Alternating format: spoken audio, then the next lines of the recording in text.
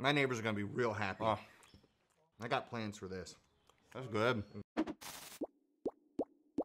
Hey guys, welcome to Mad Scientist Barbecue. I'm Jeremy Yoder, and today is a very big day for me. It's a day that I've dreamed about for a long time. Today I'm cooking on a smoker that I designed. It's my very own offset smoker, and I'm sharing it with the world. You guys are gonna be the first to see it because this is the first time I've cooked with it on camera. And we're gonna be cooking 4 briskets today. I call this the solution because oftentimes in life, there aren't any solutions, just compromises. With this, I think we found a genuine solution to the problem of having a backyard offset that cooks extremely well. I said you guys are the first to know, and if you're watching this YouTube video, this is the first video where I show cooking on this thing.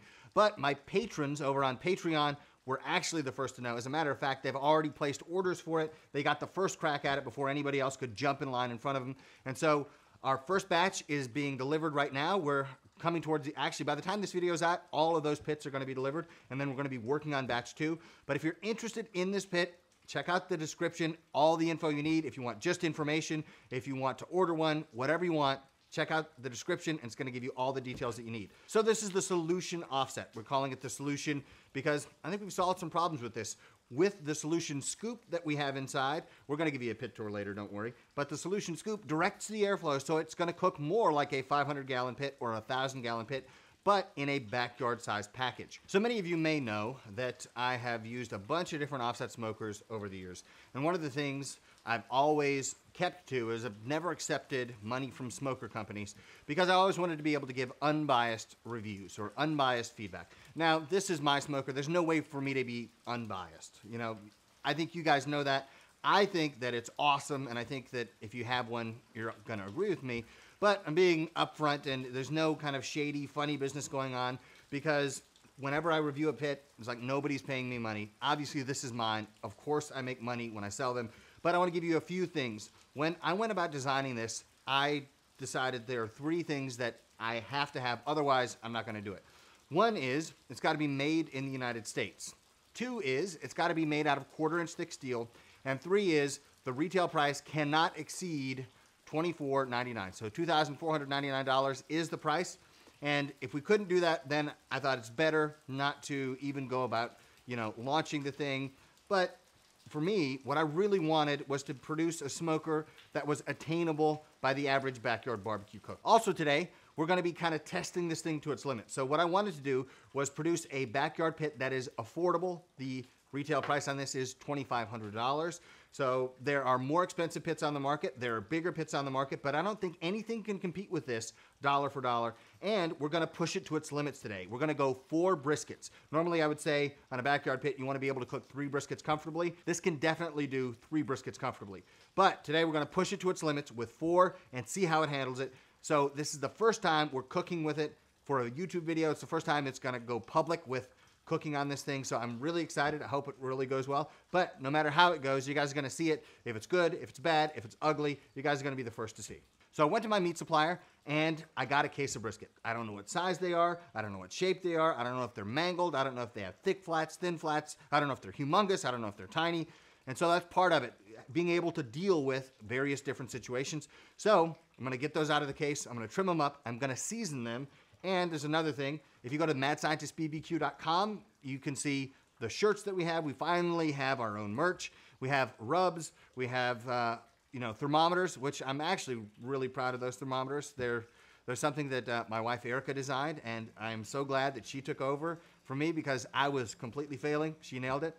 But all that stuff is at madscientistbbq.com. And after getting all of that out of the way, I'm gonna go to the fridge, I'm gonna get some briskets, we're gonna trim them, we're gonna season them. I like to do a layer of salt and pepper, then a layer of brisket rub, and then we're gonna get to cooking.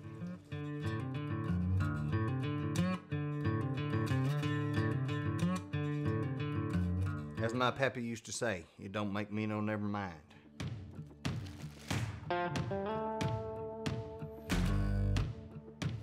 Anything that I say after, as my pappy used to say, is not true.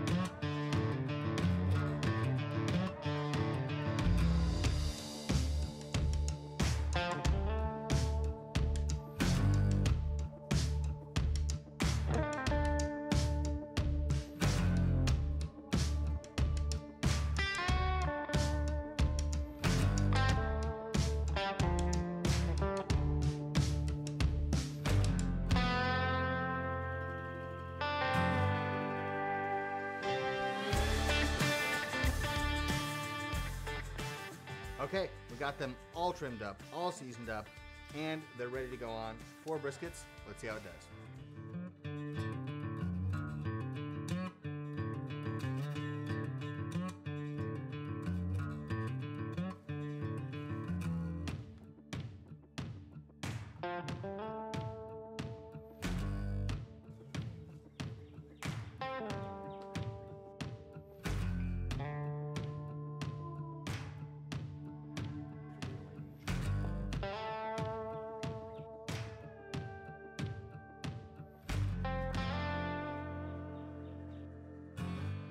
All right, 4 briskets on. It's the moment of truth. We're gonna see if the solution scoop really works.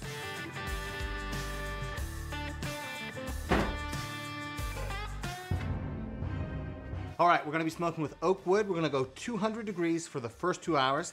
And after we're 2 hours in, we're gonna check back in and see how we're doing. So we're not gonna peak. We're not gonna do anything other than maintain that temp.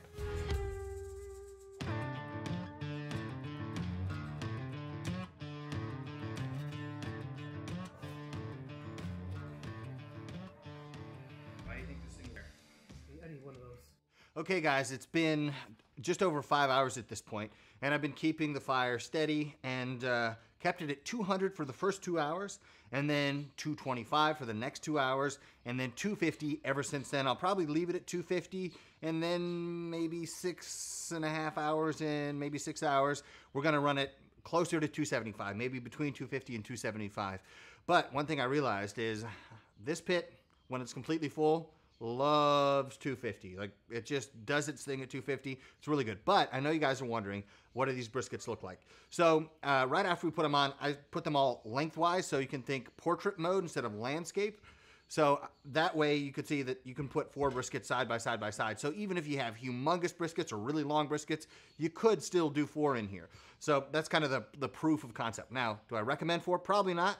Probably 3 is going to be the way to go. But let's open this thing up and take a look. We're gonna take a peek. Normally, you don't wanna take peeks, but I know it's important for you guys to see how they're doing. So we're gonna take a peek at these, and then probably in another 2.5 hours, we're gonna be ready to wrap, and that's when we're really gonna see what kind of bark we formed, how the fat's rendering, all that really important stuff we're gonna see then. But we need to take a sneak peek, and now's the time I wanna do it because I wanna push all the way through the stall, and I wanna get us to the point of wrapping. We're gonna wrap these probably when they're internal temp of 185, something like that. But all that being said, I know you guys are waiting. Let's take a look.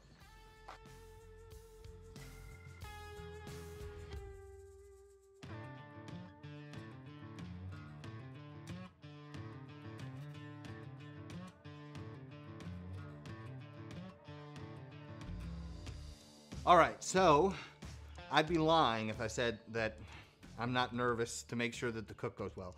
Because here's a pit that I designed, here's one that I'm offering to other people to buy, and I was like, oh, please don't lay an egg on this cook, please don't lay an egg, because it's kind of like my reputation on the line. It's like, oh, please let it go well. So I'm actually thrilled at how it's going. The fat's starting to render really well. It's got really nice color on there, and they're all in the stall. So they're actually cooking pretty evenly all the way across. Typically right next to the stack is a little bit hotter, but it's kind of all in line. So I couldn't be any happier with how the cook is going. We're just gonna keep plowing through. We're gonna go 250 to 275, make sure we render that fat, push through the stall, and once we're in the mid 180s, we're gonna wrap these things up in some tallow and butcher paper, and then we're gonna gently put them to rest in the warming oven overnight. And then tomorrow, we're gonna cut into these things. I think that this is gonna be really good. Yeah, it's gonna be really good, as long as I don't blow it at this point. So, stick around. We're gonna show you at wrap time. We're gonna see if the fat's really well rendered. We're gonna see if it's gonna be nice and pliable, if there's juice poking out everywhere. That's gonna tell me that these are gonna be amazing. So, really hoping for it. Everything that I can see looks like we're on target, and we'll check back in probably about 2 hours.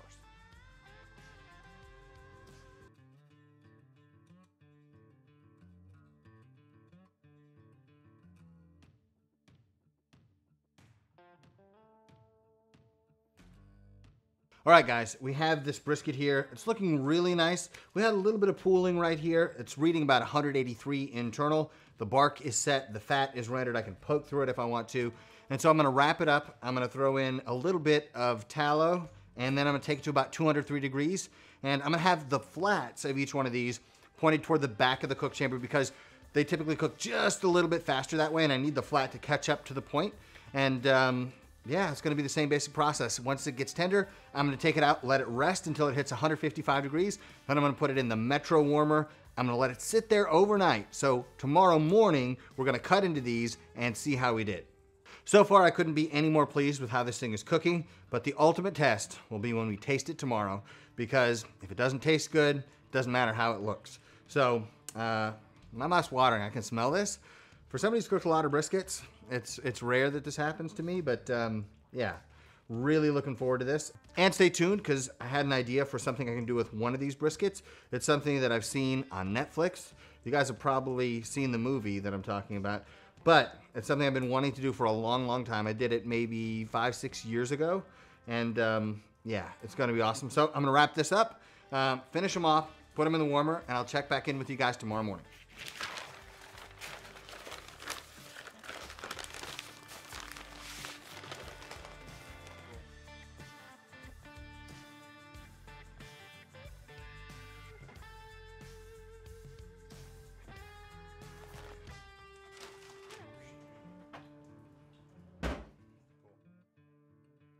All right, guys, moment of truth, last one. Here we go.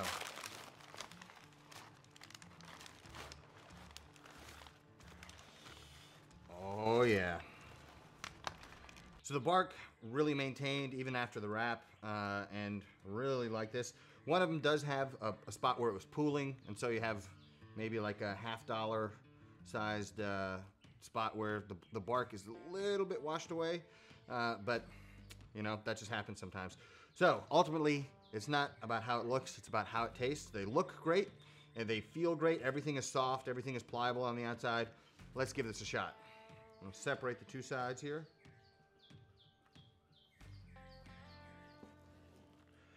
And let's take a look.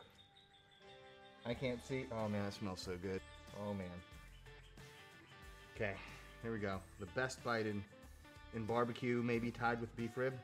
I'm gonna take this big chunk, separate off this muscle.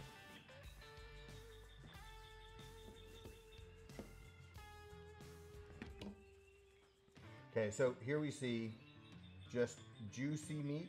The fat on top is rendered nicely, especially right here. You can see that it's all kind of turned yellow and integrated itself into the bark, so it's not a separate fat layer. And then the marbling inside the meat is just, oh, criminal not to taste this. Oh man. Okay. So these are the kind of burn ends that I get excited about. So let's try this. Yeah, again, this is like everything. When I first got into making barbecue, it was bites like this that I most wanted to make. Because I saw it on TV and I thought, man, if I can ever do that someday, like, I feel like I can almost taste it now. So, very pleased. Let's give it a shot. Oh. Salty, smoky, barky. Oh man, it just melts. It just melts. Wow. I know I gotta give one to my wife. On camera, brother. Oh, we don't have to be on camera. Okay. Ready? Oh my goodness. Pretty good, right? I've made worse briskets, that's for sure. Cameraman, you wanna try it? Okay. The little guy right there. Todd, you wanna try it? Yeah.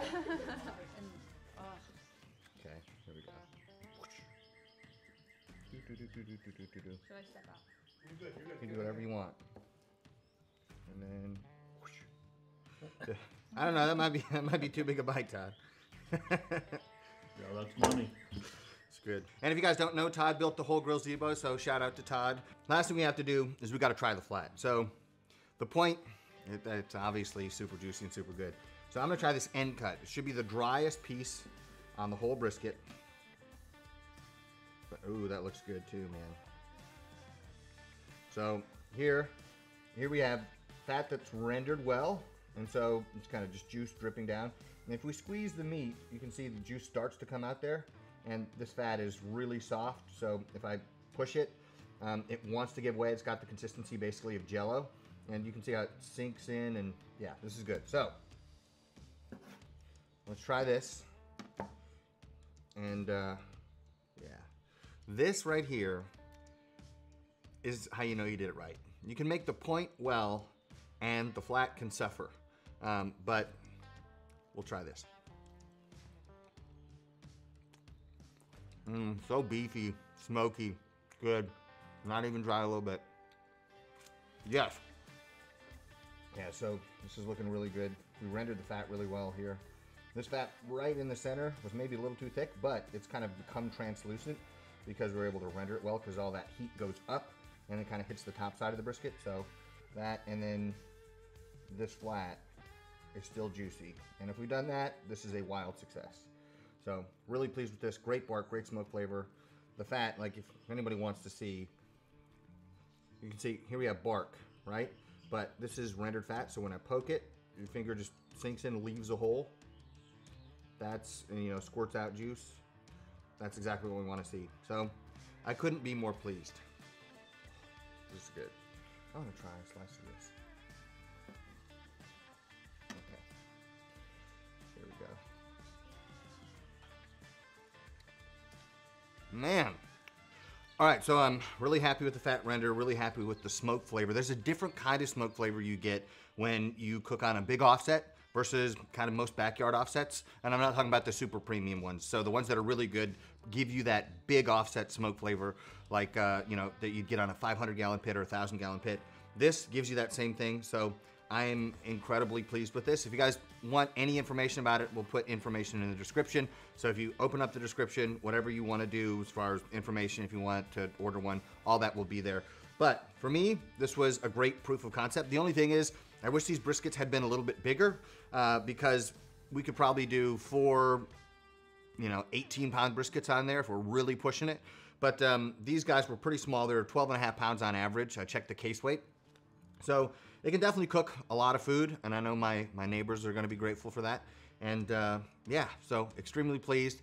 I hope you guys enjoyed this video. If you did, hit the like button down below, and then don't forget to subscribe to the channel so you get up to date on all the barbecue content that we're doing. So I've got a lot of big plans for a lot of content this summer.